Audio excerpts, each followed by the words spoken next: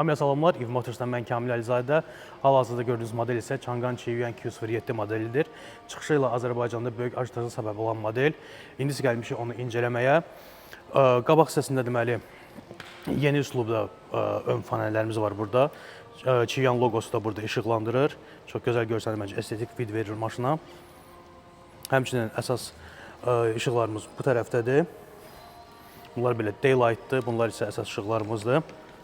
Hal-hazırda gördüyünüz maşın deməli 1.5 litrlik atmosferik motorla təchiz olunub və həmçinin batareyka sistemi var.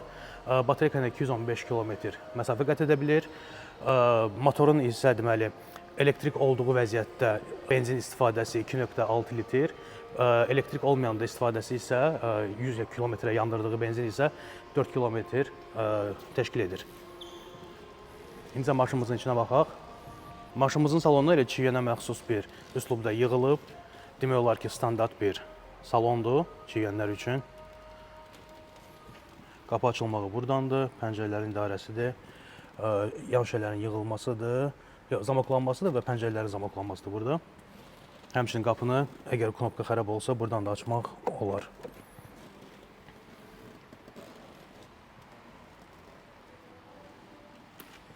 Və maraqlı bir şey göstərəcəm sizə indi. Bu gördüyünüz balaca bir şey bizim maşının pultudur. 2 dəfə basanda bağlanır. Bir dəfə basanda isə maşın açılır. Belə çox sadədir. Qalan hər şey isə demək olar ki, bütün Qiyuanlarda olduğu kimi eynidir. Bir dənə burada 2 qat şüşəmiz var. Arxa tərəfimiz də olduqca genişdir burada. Yəni, ailə üzvlərinin tam rahatçılığına otura bilər. Həmçinin arxa oturacaqları daha da arxaya yaslamaq olur bu şəkildə. Və burada belə bir stolumuz da var burada. Gedəndə nə isə qoya bilərsiniz bunun üstünə, amma çox bərk şeylər qoymaq olmaz məncə.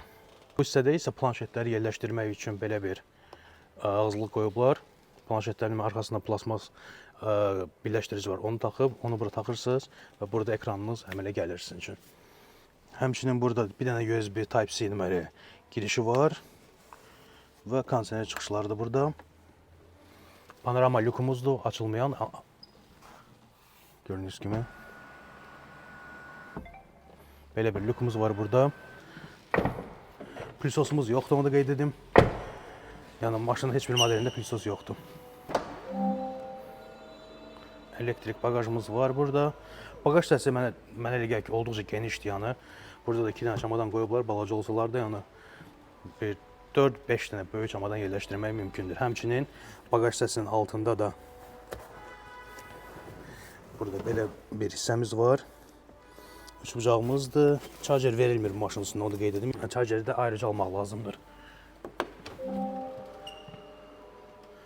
Və arxa işıqlarımız isə Changan deməli i07 modelinə oxşayır biraz. Onda burası tam gedirdi, burada isə yarımçıq bir şəkildə gəlir. Özünə məxsus bir dizaynı var bunun da. İndi isə keçək test drivimizə görə maşını sürəndə bizə nə cür hisslər keçirilir.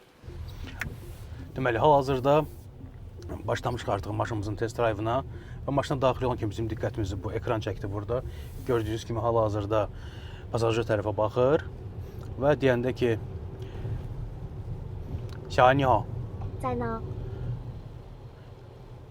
Gördünüz, adını çağıran kimi mənə baxmağa başladı və həmçinin onu stabilləmək də olur ki, ancaq bir vəziyyətdə qalsın. Maşınımızda bir dənə ingilis dili yoxdur burada, o biraz belə deyim, xoşuma gəlmədi. Amma texniki cəhətdən çox yuxarı belə deyim, texnologiyası var. Və cəzoma. Və ön otacaqların ikisində də həm isidmə, həm soyutma, həm də ki masaj funksiyaları var. Bir dənə deməli ən aşağı variasiyasında yoxdur və ən aşağı variasiyasında maşının base komplektasiya bu ekranın fırlanması da yoxdur. Qalan hər şeyimiz burada. Burada day-day çıxdı eski yolumuza. Onu da qeyd edim ki, maşın hal-hazır amortizasiya sistemi çox yaxşıdır. Yəni yumşaq amortizasiya sistemimiz var. Yollarda demək yamaları falan düşəndə də o qədər ağır hiss olunmur.